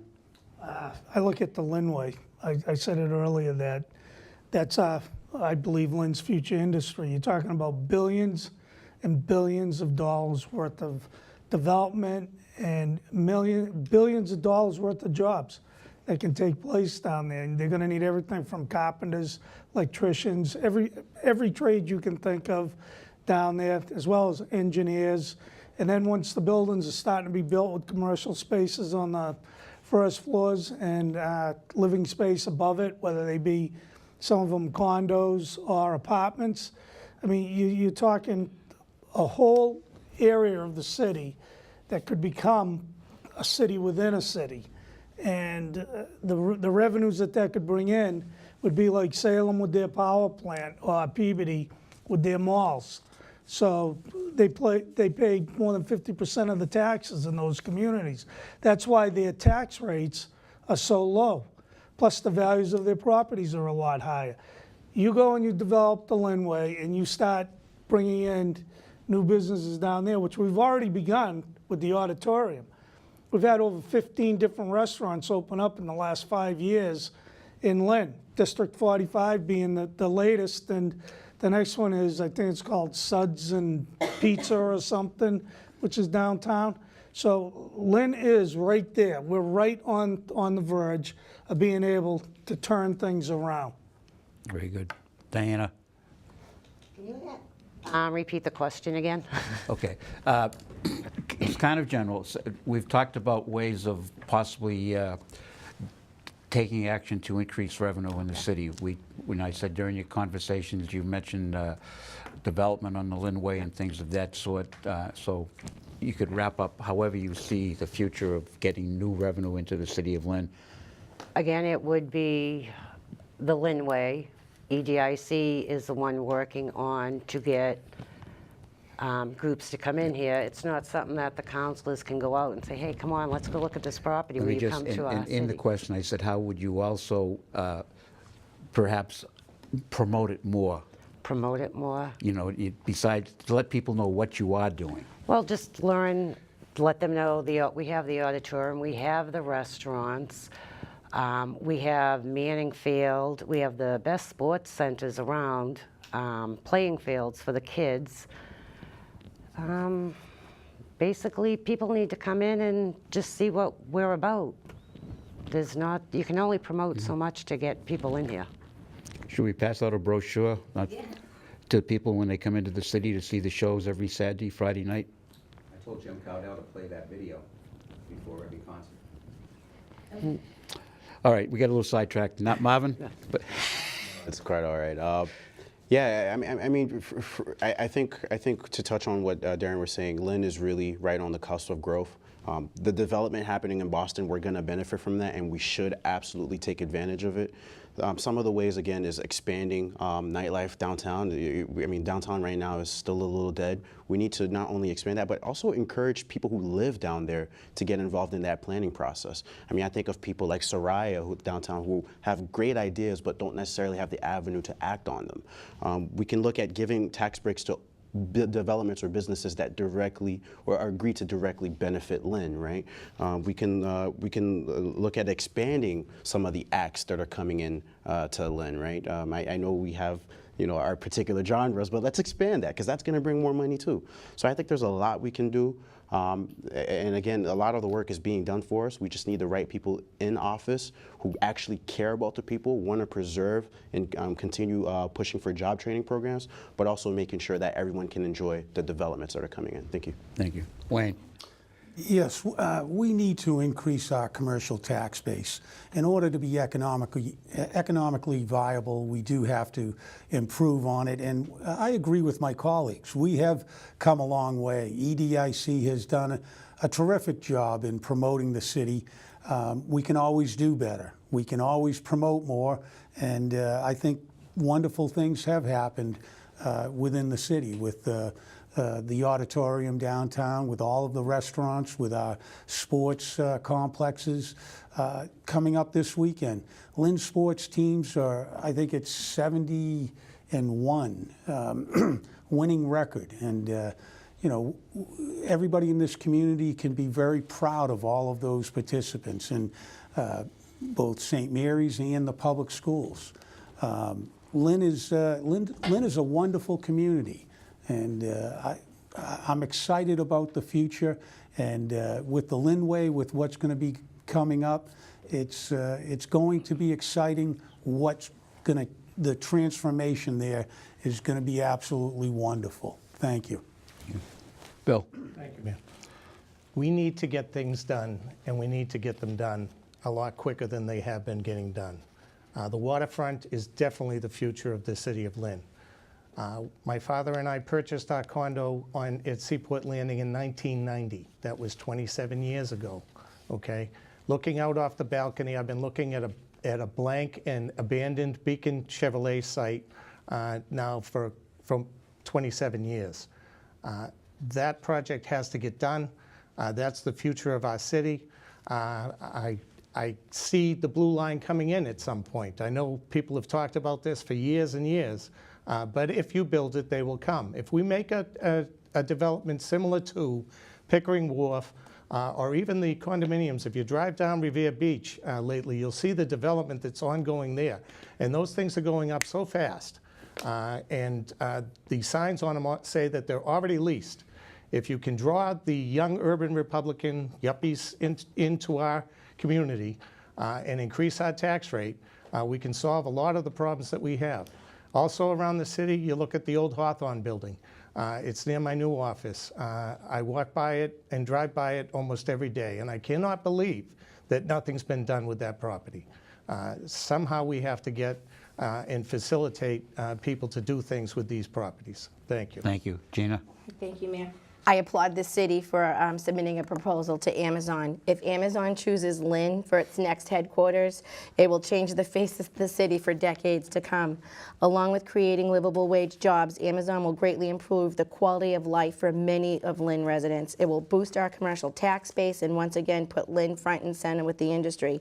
And you wanted to know how we would attract businesses to Lynn? Just the property along the ocean, it's it's priceless. We need to push the fact that we are at close proximity to an international airport, Logan International Airport, and we are very close to Boston. And we need to have an open conversation with General Electric. What's their long-term plan in the city? You know, do they have plans for expansion? Are they seeking to, you know, to attract more government contracts? Are they looking to decrease or maybe sell some of their properties? So we need to have an open communication with them. They are the city's #1 employer in the city besides the city itself. And we need to continue to reach out to our current businesses that we have in Lynn and let them know that we appreciate their commitment to Lynn and we want to continue open dialogue with them. And we wish to have them encourage them to expand jobs in Lynn to create more jobs for Lynn residents. As a member of Lynn City Council, I would have an open dialogue with the Lynn Area Chamber of Commerce, and I would use them as a resource in gathering information for potential investors. And I would also want to reach out to other cities that have the same demographics as Lynn to find out what their successes are and also to find out what their failures are. Thank you. Before we begin the opening statements, I've been asked to read a brief summary for Judge Mamie Mateus. How do you say it? Mateus.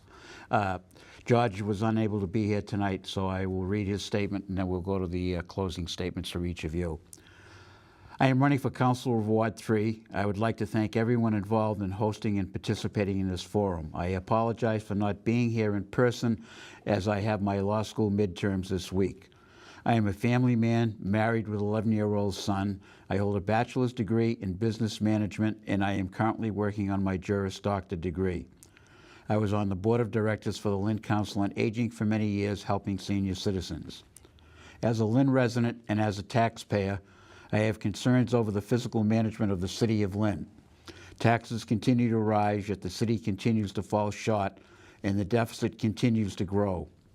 Senior citizens on fixed incomes, all taxpayers raising families, and everyone just trying to make ends meet can no longer bear the burden of increased taxes. We continue to have tax increases with no relief in sight, and it needs to stop now. First, we need to get all citizens involved and be part of the decision-making process and not left out. Second, we need to make the city safer.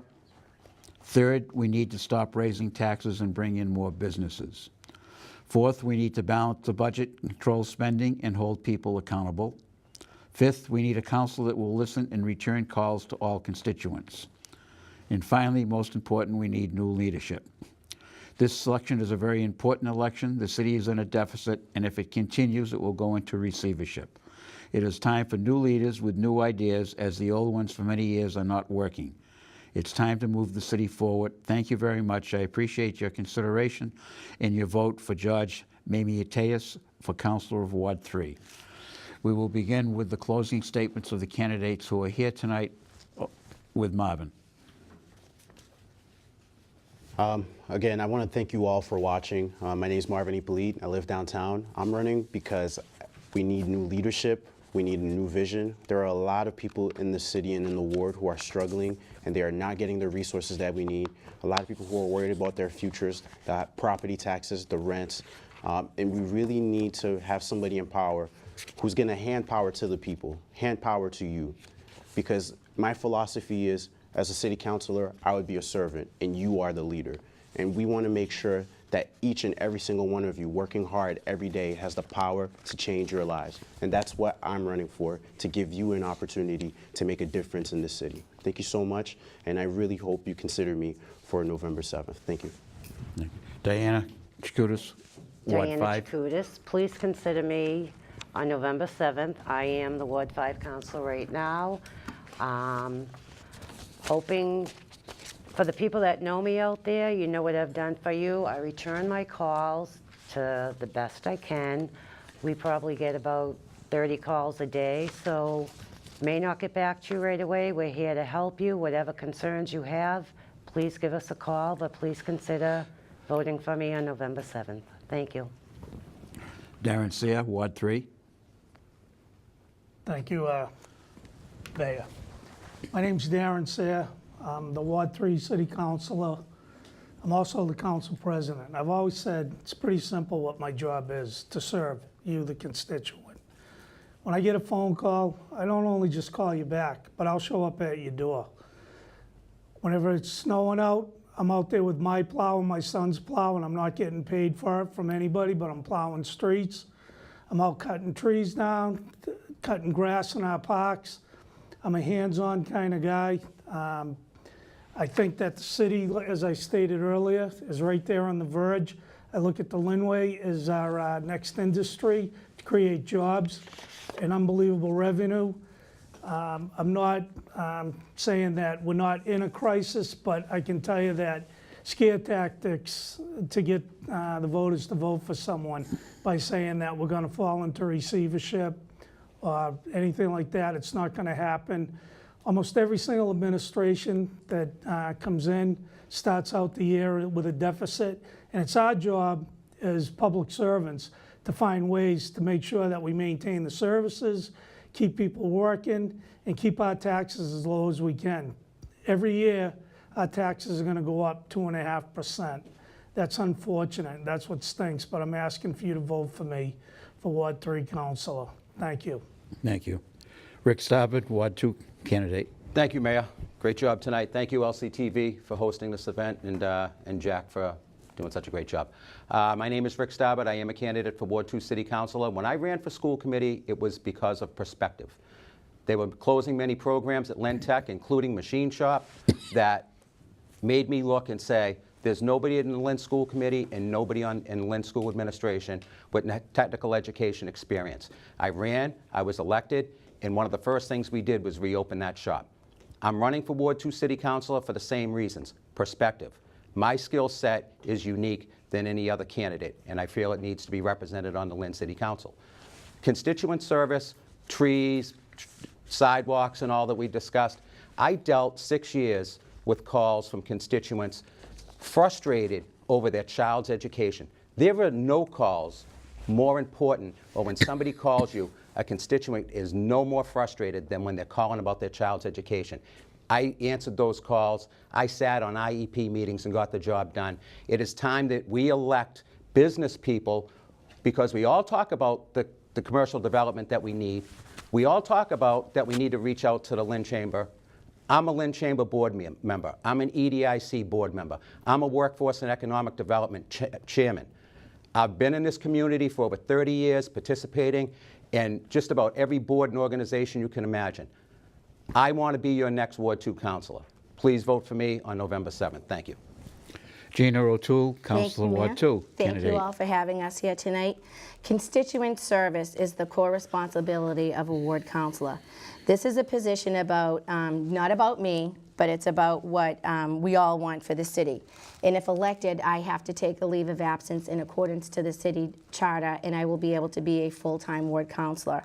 We all want a lot of the same things in the community. We all want to live in a safe community. We want our streets plowed, paved, and our sidewalks safe. And we also want to protect our green space, such as Lynn Woods, Lynn and Nahant Beach Reservation, Kings Beach, and the numerous playgrounds, sport fields, softball, and baseball parks we have. We all want transparency from City Hall. We all want our voices heard and taken seriously, and we want to be included in that decision process for city projects. I will, and I can be that voice for Ward 2. As a full-time ward councilor, I will return your phone calls and emails. I will meet with constituents. I will meet with neighborhood associations and community groups throughout the ward. I will meet with neighbors to organize community watch groups, and I will initiate a monthly senior social for the senior citizens in Ward 2. I am fully committed to the city of Lynn. I will collaborate with the mayor and fellow councilors to provide a fiscally responsible budget. I would attract business to broaden our commercial tax base and work to improve our city's infrastructure. My husband and I are celebrating our 25th anniversary in our home where we raised our family. I'm extremely proud of Lynn's rich history and look forward to its bright future, and proud to call Lynn my home. I respectfully ask for your vote on November 7th to be Lynn's next Ward 2 councilor. Thank you. Bill O'Shea. Thank you. In closing, I want to thank Lynn TV and Mayor DiVigilio. I was born in Lynn. I was raised in Lynn. I've been here for 54 years. I've raised my family in Lynn. I want to invite all Ward 1 voters to come Wednesday night. I've rented the Congregational Church on Lansing Road. knocking doors. I've met a number of you, but there are 9,200 of you, so I hope you all don't come, but I would like to see a good number of you there. Primarily, a ward councillor is to take care of the demands of the ward and what the people need in their issues of trash, schools, neighbors, roads, and the like. I promise you that I will be accessible. You have my cell phone number on my website. It's actually Facebook. It's Elect Bill O'Shea at Facebook. I promise to answer your phone calls. I promise to answer your emails. As an attorney, I listen to people's complaints, and they come to me for guidance and for representation. I spend a lot of time with them learning exactly what the problem is. And then I have a special skill set of going forward and finding people with the information and the like to solve their problems. I promise to be accessible, accountable, and transparent in everything I do. I hope to meet a lot of you knocking doors or on Wednesday night. Thank you. Thank you very much. Wayne Losey. Thank you, Mayor. Thank you, Lynn, Cam, Jack, and all of you here tonight. I am the Councilor of Ward 1, which is the best part-time job in the world. I enjoy what I do, and I want to continue what I do. I feel that I've been very effective and very responsive to Lynn, Ward 1. It's a challenge as an elected. We're facing very difficult times. I've met those challenges. I'm moving the city right now towards becoming a green community. What that will do is it will bring in $500,000 in state funds that will work towards our deficit and will help out with the taxpayer relief. I mentioned earlier I sponsored an ordinance for raising the statutory fine of $300 to $5,000. I'm proud of the fact that I had Gowdy Park Playground done $250,000 worth of work at no cost to the taxpayer. These are the things that I'm looking towards, not raising taxes, not looking to the taxpayer fund, but I'm looking for innovative ways to help you and to respond to each and every call as I have done. And I thank you for giving me the privilege of serving as your Ward 1 councilor. Thank you. As we wrap up tonight, we want to thank the people who have tuned in. I'd like to tell you that as I've sat here tonight and as I've talked to the various candidates, that we have some high quality and very sincere candidates who are running for public office here around the table tonight. I would encourage each and every one of you who are listening to get involved, not just to go out and vote. You can contact these candidates. They have 2 weeks to go. They would love to have you knock doors for them or make phone calls. But your involvement with their campaign and involvement with the city will help us go forward a lot quicker. I would also like to thank the student interns from Lynn Vocational Technical Institute who taped this program and have taped the other 3 programs, doing an outstanding job and shows you the quality of the education that is taking place within the city of Lynn.